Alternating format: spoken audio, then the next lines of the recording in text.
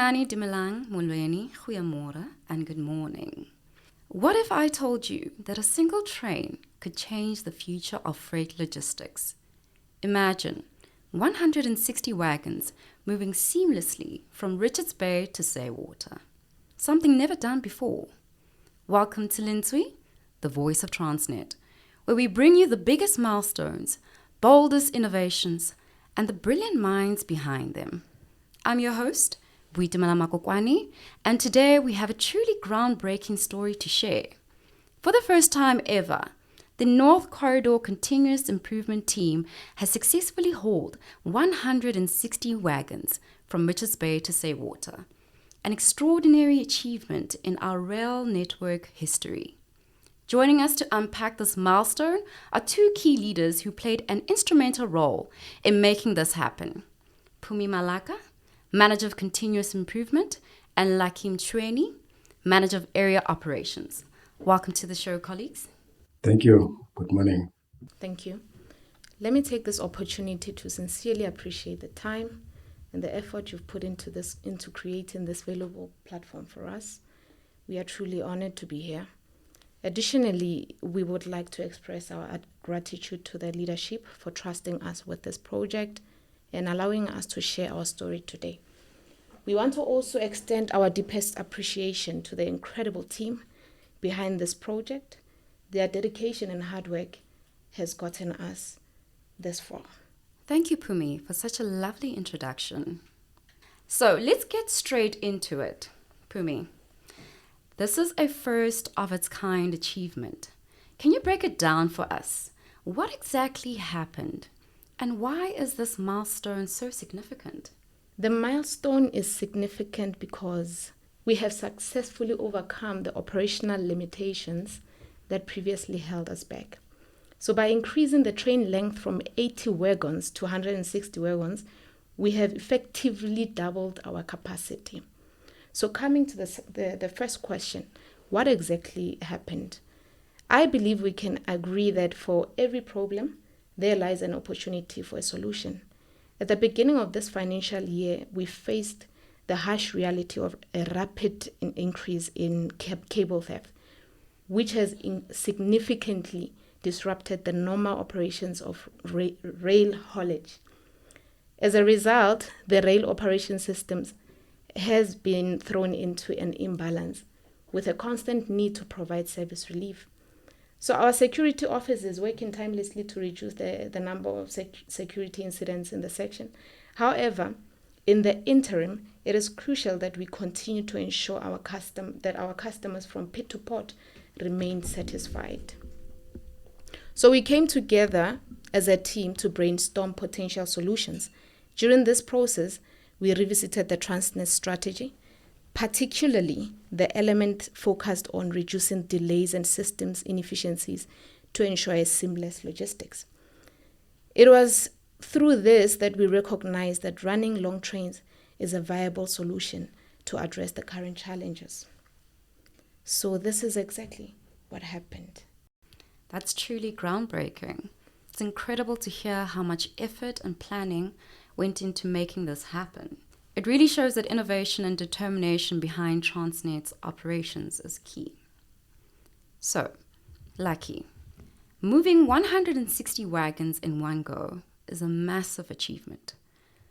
From an operational standpoint, what were some of the biggest challenges your team faced in making this a reality?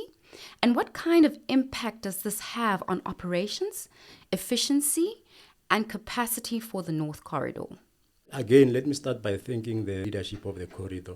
Without their support, I don't think we would have done this or achieved this. When we received the blessings that we're going to run this test, first ever, in the history of the GF side to run the longest train. So we're given a go-ahead because looking at the coal line or the North Corridor that originates from Tabazimbi up to Richards Bay, we are sharing this network with other commodities, So running this longest train, obviously was going to have a bit of an impact on the daily operations. But through the blessings and the authority from the leadership, from the GM's level, Mr. Johnson, really it give us motivation that we can really do this.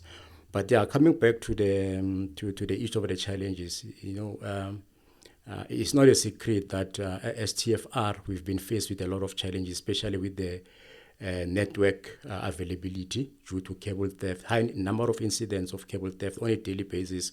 We are challenged with that, and also the issue of locomotives availability and reliability. It's just not good. So in preparation for this, obviously we had a lot of those issues that we need to be prepared for, because this was the longest train ever. And like I said earlier on, we are sharing this line with an export coal, you're from the mines to Richards Bay. So us running this train, any deviation, any impact or any failure in the section, it was going to impact overall North Corridor performance for the day.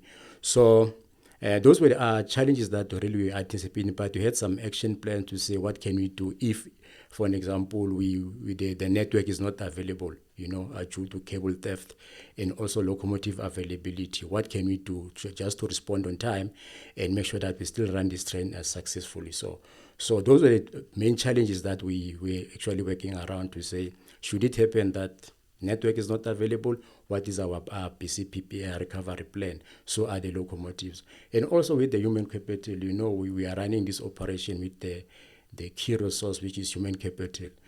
On the day, not everyone can drive 160 wagon.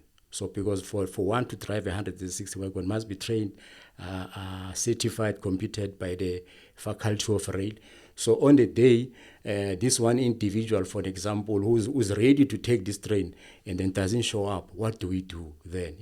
Those were the challenges that we were working around to say, should this happen, this is what we'll do. I'm talking about, because this me sitting here, I'm only not representing the Cyvater side, on the operation side. Actually, I'm representing the entire corridor. From Richards Bay, Vryheid, Ermelo until Cyvater, which is Office. So we had to have those continuous engagement to say, guys, and from the departure of the train to say, what is happening, what is the status, and then we always come up with plans to say any deviation, we just own it. And then for North Corridor, it is a milestone. First ever GF train coal, to be specific, that is run by TFR. North Corridor is famous of running longest train. You're running your 100, 200 wagon train. Recently on the export side, they also ran a 312 wagon train, but that's export. But for GF, it was a first ever. So it will really create an opportunity for this corridor to grow in terms of volumes. We know we are on the recovery plan, and now with the rail reform coming very fast, it means we need to set an example to say, STFR operating company, whoever want to come to our space, you need to really be prepared, because we are not running shorter trains, but we are running longer trains. So everyone who's going to come on our network to run trains need to be ready to challenge the TFR and also the North Corridor or the Coal BU. I love how you have highlighted that your team comes together, highlights a challenge that you are experiencing, and consistently and persistently ensuring that you put in measures to combat this challenge. Very amazing, very remarkable, colleagues. It's clear that this isn't just a win for Transnet, but for the entire logistics and transport sector. The efficiency gains alone make this a game changer. Pumi. So, every big achievement has a story behind it. Can you take us through the planning and execution of this record-breaking haul? What did it take to get here?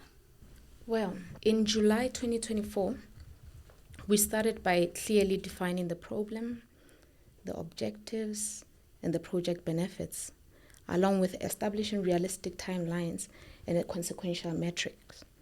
We then conducted the necessary infrastructural assessments so that we can evaluate the feasibility of the initiative.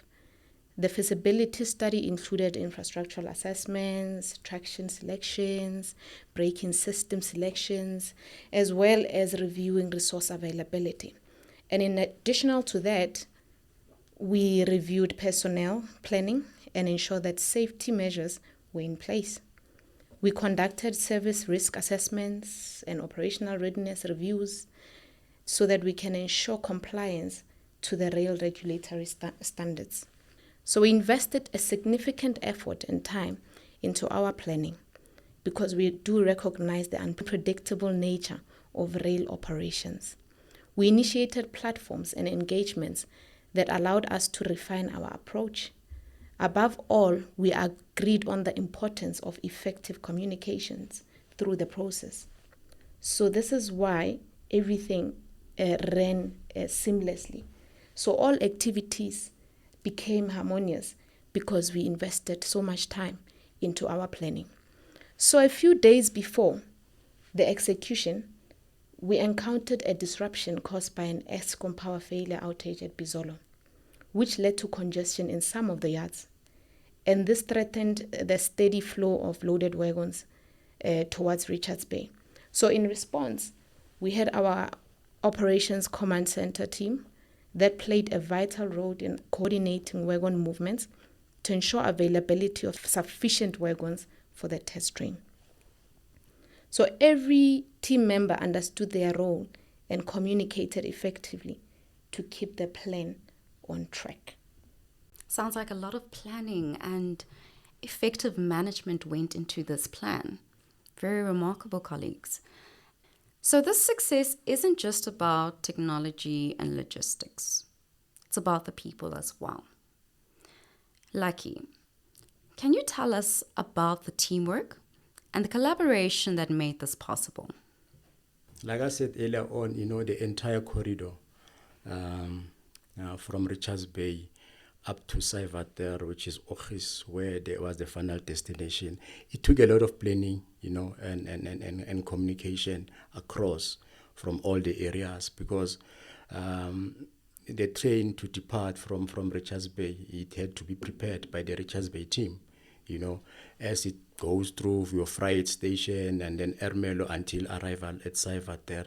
So it was more of communication, a collaboration between the teams, and communication obviously across, and not also only operation was involved. We're talking about your CTC, Centralized Train Control. They were also played a critical role in ensuring that this train doesn't get delayed in the section. And the TE, the guys to make sure that the wagons are railworthy. So it took a lot of teamwork, basically, from Richards Bay all the way up to the destination, which was Saivat there. It's a reminder that no major achievement happens in isolation. The collaboration within Transnet is truly something to be proud of. So, Phumi, beyond Transnet, what does this mean for the broader logistics and transport industry? Are there implications for global trade, investment, or infrastructure? Absolutely.